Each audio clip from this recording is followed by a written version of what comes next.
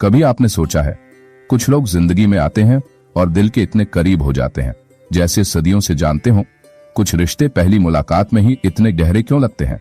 क्या ये सब बस इत्तेफाक है या फिर कोई अदृश्य डोर है जो आत्माओं को जन्मों से जोड़े रखती है? परमहंस योगानंद जी कहते हैं, कोई भी रिश्ता यूं ही नहीं बनता, ये आत्माओं की पुरानी यात्रा का हिस्सा होता है। आज हम इसी गहरे और रहस्यमयी विषय पर बात करेंगे। क्या हर रिश्ता पिछले जन्म से जुड़ा होता है? इस वीडियो में आप जानेंगे कि कैसे हमारे पुराने जन्मों के कर्म और रिश्ते आज की जिंदगी को प्रभावित करते हैं और कैसे हर आत्मा एक खास मकसद से हमारे जीवन में आती है। तो चलिए एक भावनात्मक और आध्यात्मिक यात्रा पर निकलते हैं, अपने रिश्तों को एक नई दृष्टि से देखने। भाग 1, हर रिश्ता सिर्फ इस जन्म का नहीं बल्कि आत्मा की यात्रा होती है। रिश्तों का बंधन सिर्फ इस जीवन की शुरुआत से नहीं होता। कई बार ऐसा लगता है कि कोई व्यक्ति हमारे जीवन में अचानक आता है और कुछ ही समय में दिल के बहुत करीब हो जाता है। ना तो हमने उसे पहले कभी देखा, ना ही कोई लंबा इतिहास होता है, फिर भी आत्मा उस इंसान को पहचानती है।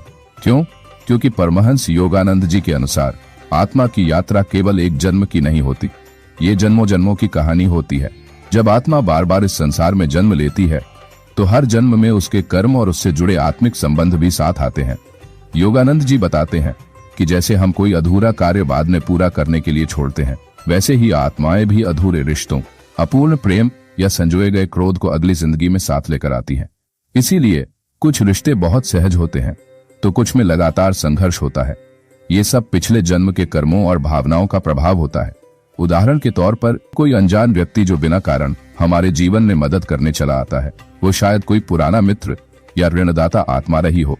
हर आत्मा ईश्वर की योजना के अनुसार अपने कर्मों का संतुलन बनाने इस संसार में लौटती है और उसी के तहत उसे वो आत्माएं मिलती हैं जिनसे कुछ अधूरे संबंध पूरे करने हैं। परमहंस योगानंद जी कहते हैं, कर्म और मोह आत्मा को एक दूसरे से बांधते हैं। इसलिए जब आप किसी रिश्ते में गहराई महसूस करें या कोई संबंध समझ से परे हो तो संभव है कि वो आत्मा आपसे पहले भी जुड़ी रही हो। भाग 2, कर्म का रहस्य। कैसे जुड़ते हैं आत्मा के रिश्ते पिछले जन्मों से?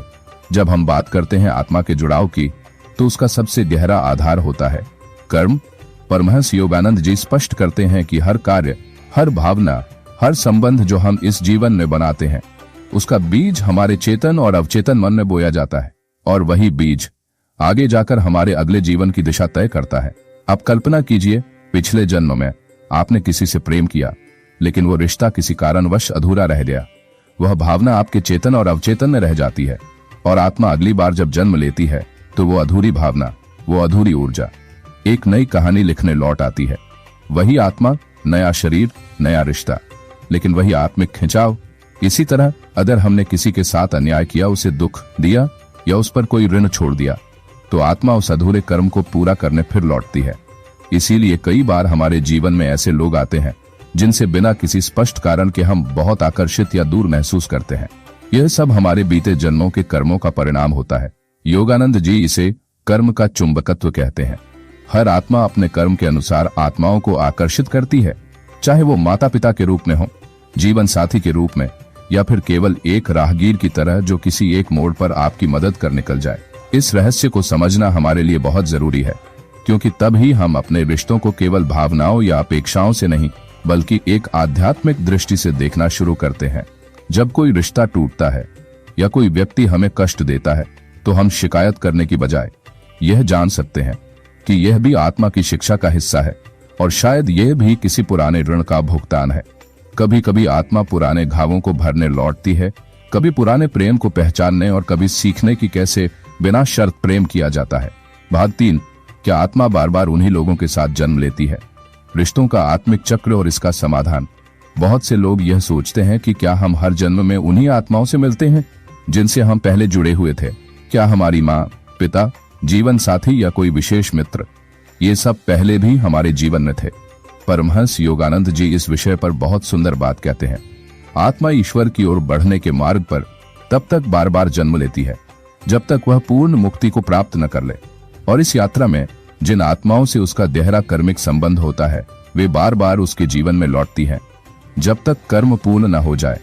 यह बिल्कुल वैसा है जैसे एक नाटक जिसमें पात्र बदलते नहीं लेकिन भूमिका और परिस्थिति हर जन्म में बदल जाती है। एक जन्म में जो माँ थी वो अगले जन्म में बेटी हो सकती है, जो पति था वो अगली बार भाई बन सकता है। आत्मा की दृष्टि से यह शरीर केवल वस्त्र है, रिश्तों की गहराई आत्मा के स्तर पर होती है। इसलिए कई बार हमें कुछ लोग बहुत जल्दी समझ में आ जाते हैं, जैसे हम उन्हें सालों से जानते हैं। वहीं कुछ लोग हमारे जीवन में बहुत गहरा असर डालते हैं, चाहे वो थोड़े समय के लिए ही आए हों। ये संकेत होते हैं आत्मिक जुड़ाव के, जो पिछले जन्मों से चले आ रहे होते हैं। तो क्या इन आत्मिक बंधनों से हम बंधे रहते हैं? उत्तर है हाँ, जब तक कर्म शेष है।